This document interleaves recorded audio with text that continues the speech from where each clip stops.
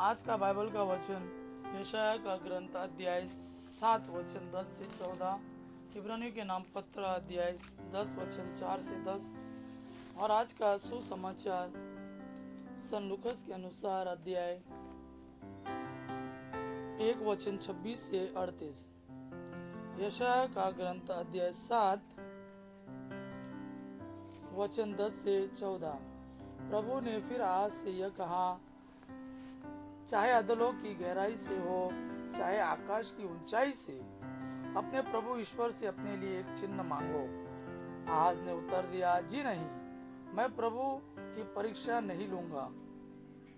इस पर उसने कहा, दाऊद के वंश, मेरी बात सुनो। क्या मनुष्यों को तंग करना तुम्हारे लिए पर्याप्त नहीं है, जो तुम ईश्वर के धैर्य की भी परीक्षा लेना चाहते हो? प्रभु स्वयं तुम्हें एक चिन्ह देगा, और वह यह है, एक कुंवारी गर्भवती है, वह एक पुत्र को प्रसव करेगी, और वह उसका नाम इमानुएल रखेगी। आज का दूसरा वचन इब्रानियों के नाम पत्र अध्याय 10 वचन 4 से 10।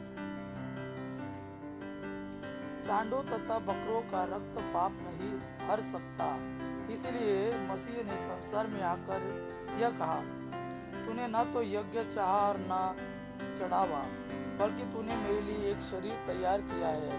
तू न तो होम से प्रसन्न हुआ और न प्रायश्चित के बलिदान से।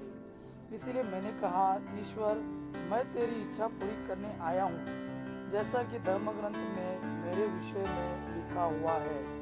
मसीह ने पहले कहा, तूने यज्ञ, चढ़ावा, होम या प्रायश्चित का बलिदान नहीं चाहा, तो उनसे प्रसन्न नहीं हुआ। यद्यपि ये सब संहिता के अनुसार ही चढ़ाए जाते हैं। तब उन्होंने कहा, देख, मैं तेरी इच्छा पूरी करने आया हूँ।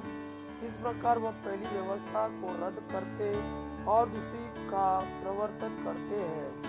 ईसा मसीह के शरीर में के एक ही बार बलि चढ़ाए जाने के कारण हम ईश्वर की इच्छा के अनुसार पवित्र किए गए हैं।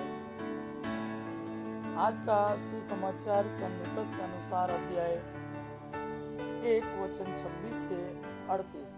छठे महीने स्वर्गदूत गब्रियल ईश्वर की ओर से गलीलिया के नाजरत नामक नगर में एक कुंवारी के पास भेजा गया, जिसकी मंगनी दाऊद के घराने की यूसुफ नामक पुरुष से हुई थी, और उस कुंवारी का नाम था मरियम।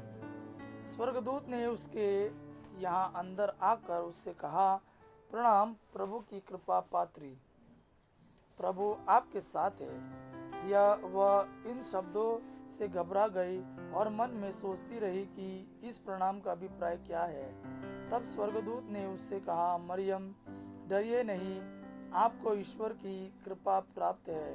देखिए, आप गर्भवती होगी, पुत्र प्रसव करेगी, और उनका नाम ईसा रखेगी। वे महान होंगे और सर्वोच्च प्रभु के पुत्र कहलाएंगे। प्रभु ईश्वर उन्हें उनके पिता दाऊद का सिंहासन प्रदान करेगा। वे याकूब के घराने पर सदा सर्वदा राज्य करेंगे, और उनके राज्य का अंत नहीं होगा।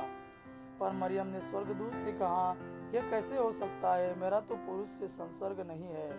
स्वर्गदूत ने उत्तर दिया, पवित्र आत्मा आप पर उतरेगा, और सर्वोच्च प्रभु की शक्ति की छाया आप पर पड़ेगी। इसलिए जो आपसे उत्पन्न होंगे वे पवित्र होंगे और ईश्वर के पुत्र कहलाएंगे।